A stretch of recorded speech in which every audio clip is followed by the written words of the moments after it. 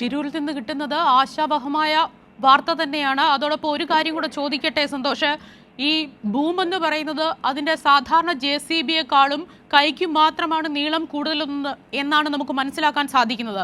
അത് എപ്രകാരമാണ് ഈ ആഴങ്ങളിലേക്ക് അതിൻ്റെ കൈ താഴേക്ക് എത്തുമ്പോഴത്തേക്കിന് എത്രത്തോളം ആഴത്തിലെത്താൻ സാധിക്കും? അത് മാത്രമല്ല, അത് കരയിൽ നിന്നുകൊണ്ടുള്ള പ്രവർത്തനം മാത്രമാണ് അത് സാധിക്കുക.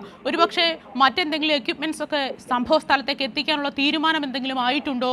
വിശദാംശങ്ങൾ എങ്ങനെയാണ് അതിന്റെ? തീർച്ചയായും വിജി, വളരെ പ്രധാനപ്പെട്ട ഒരു കാര്യം തന്നെയാണ് വിജി സൂചിപ്പിച്ചത്. ഈ ഭൂമിന്റെ യന്ത്രക്കൈകൾ കൊണ്ട് ഇതിന് ട്രക്ക് കണ്ടെത്തിയാലും ഉയർത്താൻ കഴിയില്ല എന്നുള്ളത് തന്നെയാണ് നമുക്ക് ഇവിടെ നിന്നും ഇത് മനസ്സിലാകുന്നത്.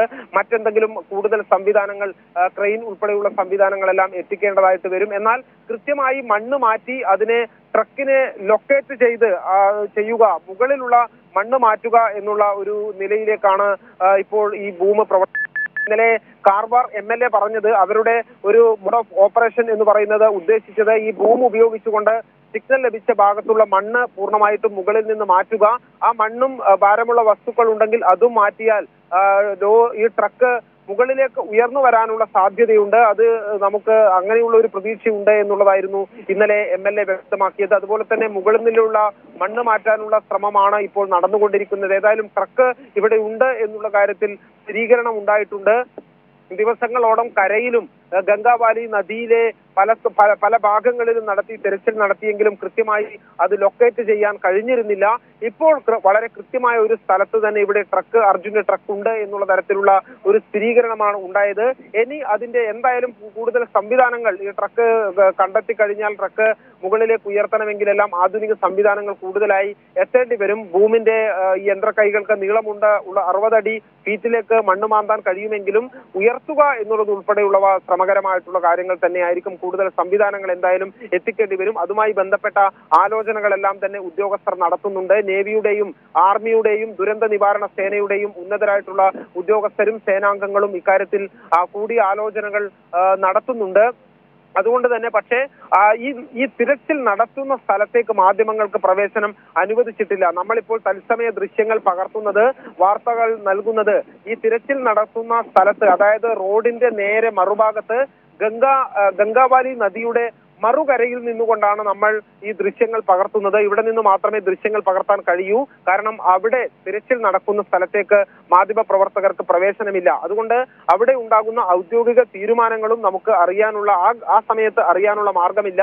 പിന്നീട് അത്തരത്തിലുള്ള തീരുമാനങ്ങൾ സാധാരണ നിലയിൽ മാധ്യമങ്ങളോട് പങ്കുവെക്കുന്നത് കാർവാർ MLA ആണ്. സതീഷ് സൈൽ MLA ആണ് ഇടവേളകളിൽ മാധ്യമങ്ങളോട് ഈ കാര്യങ്ങൾ പങ്കുവെക്കുന്നത്. തീർച്ചയായും ഇന്ന് വൈകുന്നേരവും അദ്ദേഹം ബ്രീഫ് ചെയ്യും എന്നുള്ള കാര്യത്തിൽ സംശയമില്ല. അപ്പോൾ എങ്ങനെയായിരിക്കും ഇനി അതിന്റെ തുടർ നടപടികൾ എന്നതിനെ സംബന്ധിച്ച് ആ ഘട്ടത്തിലാണ് വ്യക്തത വരിക. പക്ഷേ ഈ ഒരു നിമിഷത്തിൽ നൽകാൻ കഴിയുന്ന ഒരു വിവരം, മഴ ശക്തിപ്പെടുകയാണ്. ഇന്ന് രാവിലെ മഴ മാറി നിന്നെങ്കിൽ ഇപ്പോൾ മഴ ശക്തിപ്പെടുകയാണ്. നമുക്ക് കേരളത്തിലുള്ള ഒരു മഴയുമായി ഇവിടെയുള്ള മഴയെ താരതമ്യം ചെയ്യാൻ കഴിയില്ല. അതാണ് ഏറ്റവും പ്രധാനപ്പെട്ട കാര്യം. മഴയെന്ന് പറഞ്ഞാൽ അതിശക്തമായ മഴയാണ്. നമുക്ക് നിലയുറപ്പിക്കാൻ പോലും കഴിയാത്ത തരത്തിലുള്ള കാറ്റും അതോടൊപ്പം തന്നെ അതിശക്തമായ മഴയുമാണ്. ചെറുതായി തുടങ്ങി മഴ ശക്തി പ്രാപിക്കുന്ന ഒരു മഴയല്ല. വളരെ പെട്ടെന്നാണ് ഈ ശക്തിയിലുള്ള മഴ തുടരുക. പിന്നീട് അത് ഈ മണിക്കൂറുകൾ നീണ്ടു നിൽക്കുകയാണ് ചെയ്യുന്നത്. നേരത്തെ തെളിഞ്ഞ അന്തരീക്ഷമാണ് ഉണ്ടായിരുന്നതെങ്കിൽ ഇപ്പോൾ അത് മാറി, കാലാവസ്ഥ മൊത്തം മാറി വലിയ ഒരു സന്തോഷം. ഈ മഴ ഇങ്ങനെ തുടരുകയാണെങ്കിൽ അത് രാത്രിയും രക്ഷാപ്രവർത്തനത്തെ ബാധിക്കാൻ സാധ്യതയില്ലേ? ഇത് കനത്ത വെല്ലുവിളി തന്നെയല്ലേ? കനത്ത വെല്ലുവിളി തന്നെയാണ്. കാരണം ഇന്നിപ്പോൾ രാത്രി കൂടിയും രക്ഷാപ്രവർത്തനം നടത്തും, ഈ മണ്ണ് മാറ്റുന്ന പ്രവർത്തനങ്ങൾ നടത്തും എന്നുള്ള സൂചന നേരത്തെ MLA.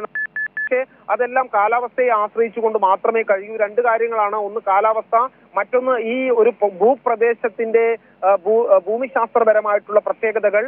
ഇവിടെയുള്ള മലനിരകൾ എന്ന് പറയുന്നത് ഏത് സമയവും വീണ്ടും മണ്ണിടിച്ചിലിന് സാധ്യതയുള്ള പ്രദേശങ്ങളാണ്. ഇപ്പോൾ ഈ മണ്ണ് മാന്തുന്ന, നേരത്തെ മണ്ണ് ഇടിഞ്ഞു വീണ സ്ഥലത്ത് അവിടെ വീണ്ടും മണ്ണിടിച്ചിലുള്ള സാധ്യതയുണ്ട് എന്ന് വിലയിരുത്തപ്പെടുന്ന സ്ഥലം തന്നെയാണ്. അതുകൊണ്ട് തന്നെ അപകട സാധ്യത നിലനിൽക്കുന്ന സ്ഥലമാണ്. അതോടൊപ്പം തന്നെ ഗംഗാവാലി നദിയുടെ സ്വഭാവവും വളരെ വ്യത്യസ്തമാണ്. ചില സമയങ്ങളിൽ വളരെ വേഗത്തിൽ തന്നെ ജലനിരപ്പ് ഉയരുന്ന ഒരു നദിയാണ് ഗംഗാവാലി നദി. നമ്മളിപ്പോൾ രാവിലെയുള്ള സമയത്ത് ഉള്ള ജലനിരപ്പല്ല ഇപ്പോൾ ഗംഗാവാലി നദിയിലുള്ളത്. ജലനിരപ്പ് ക്രമാതീതമായി ഇപ്പോൾ ഉയർന്നിട്ടുണ്ട്. ഒരുപക്ഷെ ഇനിയും മഴ ഈ രീതിയിൽ തുടരുകയാണെങ്കിൽ നമ്മളിപ്പോൾ നിൽക്കുന്ന ഈ സ്ഥലത്ത് നിന്നും മാറി നിൽക്കേണ്ടതായിട്ടുള്ള സാഹചര്യം വരും. കാരണം ഇവിടെ ഉൾപ്പെടെ ആദ്യ ദിവസങ്ങളിൽ നമ്മൾ ഇവിടെ ഈ മണ്ണിടിച്ചിലുണ്ടായ ദിവസങ്ങളിലെല്ലാം ഈ കര പരന്നൊഴുകുകയായിരുന്നു ഈ ഗംഗാവാലി നദി. പിന്നീട് മഴ കുറഞ്ഞപ്പോഴാണ് ജലനിരപ്പ് കുറഞ്ഞത്. അതുകൊണ്ട് ഈ മഴ ശക്തിപ്പെടുന്നത് ഏറ്റവും വലിയൊരു പ്രതികൂല ഘടകമായി തന്നെ നിലനിൽക്കുന്നുണ്ട്. തിരച്ചിലിനെ ബാധിച്ചിട്ടുണ്ട്. ഇപ്പോൾ മണ്ണ് പോലും മാറ്റാൻ കഴിയാത്ത സ്ഥിതിയിലേക്ക് മാറിയിട്ടുണ്ട്. അതോടൊപ്പം തന്നെ ബോട്ടുകളെല്ലാം തന്നെയും കരക്കടുപ്പിച്ചിട്ടുണ്ട്. ഇനി മഴ ദുർബലമാകുന്ന മുറയ്ക്ക് വീണ്ടും ആ പ്രവർത്തനങ്ങൾ പുനരാരംഭിക്കുകയാണ് ചെയ്യുക.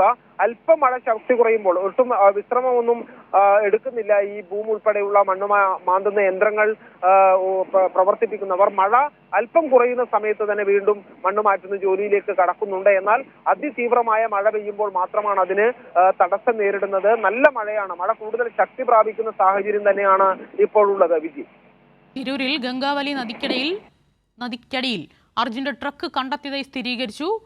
വിശദാംശങ്ങളാണ് സന്തോഷ് ഷിരൂരിൽ നിന്നും പങ്കുവച്ചത്. ഇപ്പോൾ തെരച്ചിൽ അല്പസമയത്തേക്ക്, അതായത് താൽക്കാലികമായി നിർത്തിവെച്ചിരിക്കുന്നു എന്ന വിവരവും പുറത്തു വരുന്നുണ്ട്.